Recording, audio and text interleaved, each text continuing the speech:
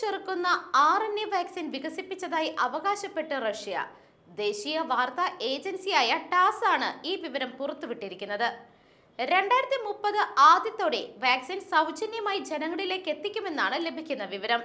അർബുദം തടയുന്നതിന് റഷ്യ സ്വന്തം നിലയ്ക്ക് RNA വാക്സിൻ വികസിപ്പിച്ചതായിട്ടും അത് 2025 ജനുവരി മുതൽ ജനങ്ങൾക്ക് സൗജന്യമായി വിതരണം ചെയ്യുമെന്നും റഷ്യൻ മിനിസ്ട്രിക്ക് കീഴിലെ റേഡിയോളജി മെഡിക്കൽ റിസർച്ച് സെന്റർ മേധാവി ആന്ദ്രേ കപ്രിൻ അറിയിച്ചു.